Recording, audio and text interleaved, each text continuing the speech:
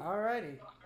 So I'm here with Rich Rockleman. Go ahead and introduce yourself for a minute if you don't mind.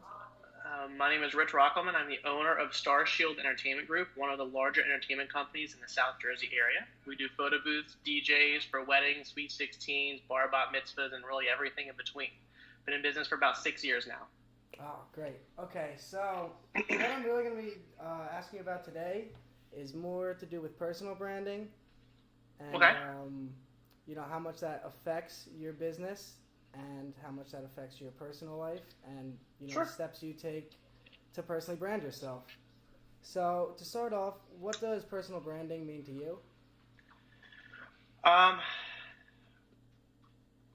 right off the bat, personal branding would be your internal ethics, who you portray yourself as, what you do on a day-to-day basis, and how people perceive you. Right, so are you saying that you should find maybe role models or people that have more experience in the field and kind of, mold your strategy after them, or? So, absolutely. So, as far as a personal, are we talking about more how it relates to business, or are we talking about a personal brand? More how it relates to business. So, kind of molding it in regards to how the outside world perceives you, in regards to who you are as a business owner and your company in itself. I believe that there's like two separate brands, so to speak, the actual business and then the people that are inside of it, right? So the brand that I want to perceive to everybody and what it means is regards to how people look at you and how you treat people in itself. Right, now. And have it. Go ahead. And a role model, yes, it's important, but I believe that everyone and everything around you, especially in this business, are role models. You take what you like from other people and apply it to yourself, and you're constantly being able to pick and choose what you like and what you see in the industry. Right. Now, if you could give your personal brand a score, what do you think you would score yourself? Tough question, I know. Out of 10? Out of 10. I'm very critical. I'm very, very, very critical. So I'm going to say like 6.5, 7, and that's probably on the lower side. But I really strive to keep the perception of what my company is out there to be as great as possible. Right. Now, how much do you think your personal Facebook page impacts the business's Facebook page? Very little to none, because I only really accept my close friends and a couple of my employees that work for me. So as far as clients, things like that, nothing there. I pretty much have it all locked down as much as possible. So it could affect it. I'm not too worried about it. So you think the best way to go about it is to kind of disconnect your personal page from the brand when you're working, when the brand has such a heavy social media presence already? Yeah, absolutely. So one of the steps that I have and it takes to do that is I have my name different on Facebook. So people can't really look me up if they know my full name for the business. It's something completely different. So I already know the answer to this, but for people watching, do you want to tell them what social media platforms you're most active on and why? Business or personal? Business-wise. Business-wise, the Facebook page is up there. Instagram is up there as well. Other than that, the other ones not so much. The two that are most used today are Instagram and Facebook, and which is why we're most active on those two platforms. So, such as like Twitter, why would you stray away from using that to promote your business? Because the trend over the course of the last 5 years has been steadily declining on Twitter. Oh wow! So you think Facebook is actually a better market to, reach Well, it depends, more people? because if I'm going to be marketing to people for weddings and sweet 16s and bar bat mitzvahs, who are actually booking those right now? People in their late 20s all the way up to 50s plus, because parents versus if they're getting married, the people in their later 20s are getting married. So the primary use of Facebook is people above 25. Instagram is a great platform to get the quote-unquote kids or the younger generations to get business. And I do advertise on there for sweet 16s and proms for people that are in committees, but most of it's coming from Facebook. Okay, and why don't you go ahead and take a minute and tell everybody what kind of content you do produce for the page and how often do you share that content? videos, pictures, text. We do share reviews from clients, a couple, videos and pictures that our staff take. I'd say probably 10 to 15 times a month we do share on there. Sometimes it's more often than not. We might have 2 weeks of posting 2-3 times a day, a couple weeks off, because as a business owner of a small business, it's kind of goes on me. And when I'm working on things and I have other projects to kind of go on, the social media kind of takes a backspin. But that's one of the reasons why I do have ads that do advertise my posts too. So it kind of helps out in that regard when I'm not posting as much. But I'd say 10 to 15 times a month. Okay. And how much would you say that the online work that you've done with Starshield has expanded the business? You think it's mostly been growth through online and social media, or has it been, foot on the ground type of work? I will say that this day and age, social media, online presence, Google reviews, excuse me, all of that stuff is one of the reasons why my business took off. I did not even bother doing print advertising, did not even bother doing anything, because today's day and age, people want something, they Google it. They ask their friends on Facebook. There's no reason to advertise on quote-unquote passive advertising platforms, because it's just useless and a waste of money. Agreed. Now, how much would you say that the perception of the company affects it? And by what I mean by that is, sometimes you hear that all press is good press, and I want to know if you can kind of debunk that myth for me. So, obviously, if every client is posting on Facebook, Instagram, or on other platforms for entertainment businesses that we are terrible, over time that's going to be an issue. I don't completely agree that all press is good press. I feel that if there is contrasting negative reviews, that is actually can be a good thing. For example, we have 300 positive reviews and 3 or 4 negatives. It can be something that people are looking at and saying, okay, well, they're a real company, things happen, you can't please everybody. If there's too much good, people are going to assume that it's fake, it's made up, something's wrong, right? So if there's a lot of negative press, yes, that could be a bad thing. If it's here and there, it's just normal doing business. Right. And another thing I wanted to know was how much you think your online brand has contributed to your professional career. I know you dabbled in that, in a previous question, talking about how much the internet and the modern social media age has contributed to the growth of the business. But how much do you really think the social media contributed to your personal brand, as Richard, and, helping grow the business that is Starshield Entertainment? It definitely is a help. It's an aid. I wouldn't say that, social media, strictly speaking, Facebook, Instagram, Twitter, those sort of things, I wouldn't say they were the top of the list for the business growing. It's an after effect of what happens. People do that to go on them and look at those things for assurance, confirmation they're making a good choice, going there and trying to see, well, if there's a remarketing ad, okay, they're real. This is good. It's something that's like a secondary form of advertising and use. Without it, would I still be doing great? Yes. With it, it definitely helps. I don't know how much, but it's something that I would say definitely is an aid in growing business.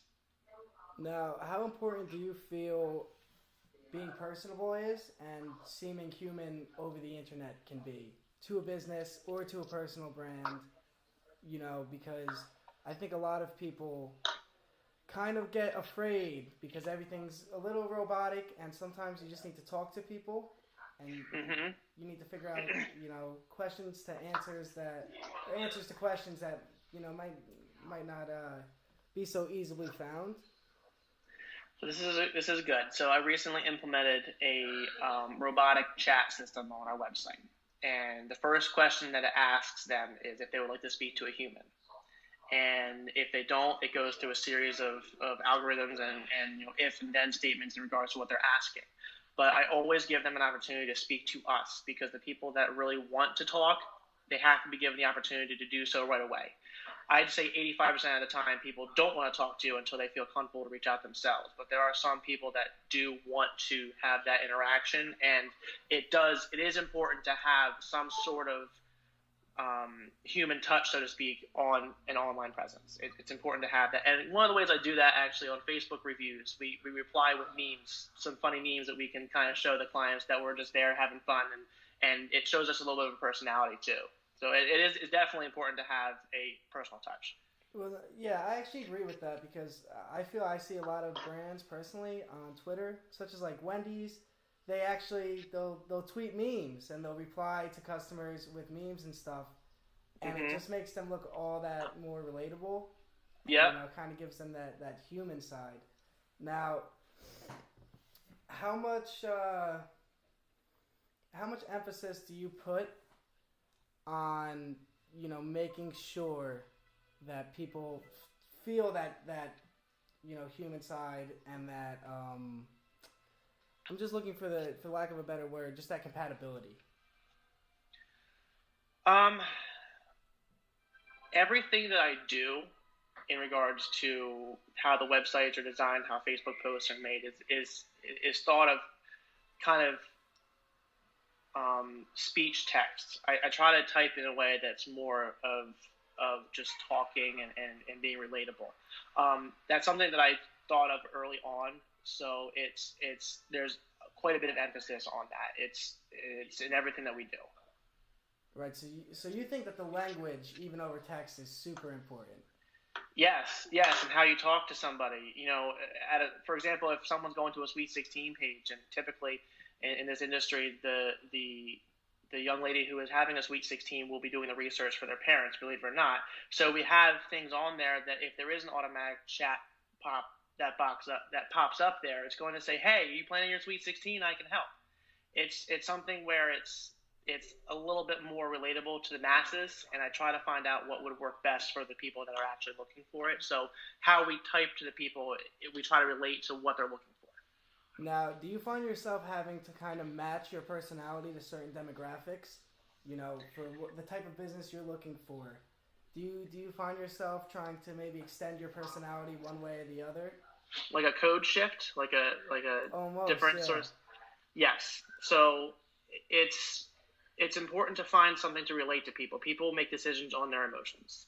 If you don't find a way to relate to what they're looking for, they're not going to decide to book with you. So if I can find a way to relate with them, then they're 85 to 90% more likely to book with us. Okay, I see. And is there any advice you give to college students trying to build up their personal brand or maybe start a business in this day and age?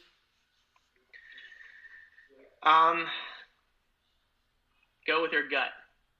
So if the first instinct that you have, go with that. Because if you don't, then you're going to regret it down the road. That's the best thing I can say.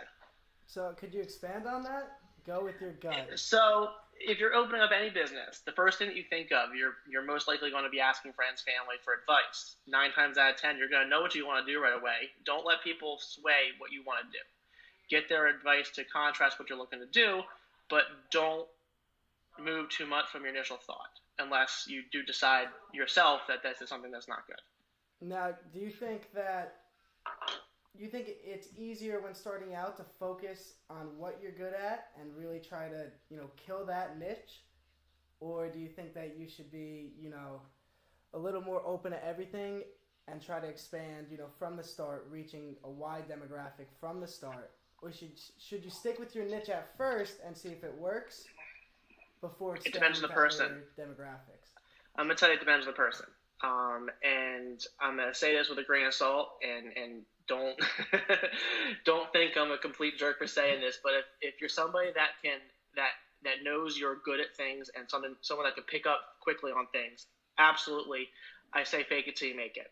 When I first started the business, if someone asked me for something that I didn't have, oh yeah, we have that, I got it, no problem, because I know I can do it. If you're somebody that can't do things like that, don't, because it's just going to cause your quote-unquote personal brand or your business brand online to be negative because people are going to be upset.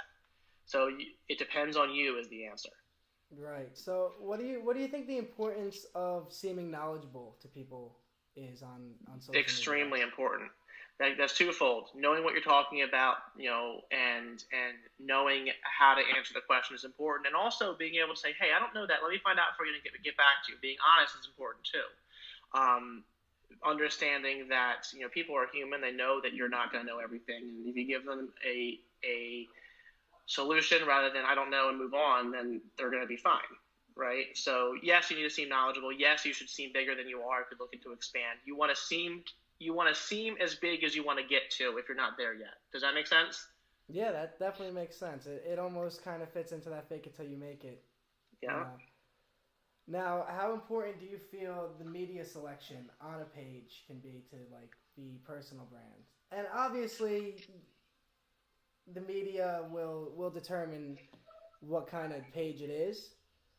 But by media, you mean pictures, videos, or do you mean type of pictures, type of videos? And like I said, obviously that determines what type of page it'll be. But right. How carefully do you plan, and how precise are you with your posts? I might post 1% of the pictures my staff send me. Maybe less for videos. The type of images that you do post online is instantly going to be their first impression of you. If you're looking for something that looks fun, clear, precise, then you have to go with that. If you're posting gritty, not so good images, that's going to be their instant subliminal sort of thought of your business. So the media itself is very, very, very important, and I am very particular about what we post. So you would say you're a big believer in that you only get one impression with people for the most part. And really, you have to kill that first impression because they don't give you the time of day after if you don't. It takes a very special person to give someone a second chance. That does not happen very often. So yes, the first impression is key. There has been times, and I'll admit there's been times that there's been issues. As long as I make it right to the client and prove it to them that we're going to be better and actually do it, fine. But that does not happen often. Yeah, I would assume so. Now, just to round things out, how important? You know what? I lost my question. It's okay. So if you want to go ahead and just round things out, that's fine. Okay. I thank you for your time. It was great. No problem. It was my first ever live stream interview. I think it went okay. Yeah, you were just fine. I think it went okay. There was a lost question. There was a couple rough edges, but for the most part, I think we survived and we learned something about personal branding. We did, and just kind of round things off, guys. The online presence is very important. How you perceive yourself and how you perceive yourself to others is also very important as well. Positive and negative reviews or any sort of media online can be good or bad. If there's too much of either one of them, it's going to be bad. There has to be a balance. Obviously, half and half good, half bad is still a bad thing, right? There still has to be some sort of 80-90% good and 10% bad is good. But overall, social media can be a tool. It cannot be a tool. And how you build yourself is based on your skill, not everybody else's. All right, Rich. Well, thank you for stopping by on my video chat. I really appreciate it. No problem, Ryan. Thank you. Talk to you soon. You have a good day. I'll talk to you soon.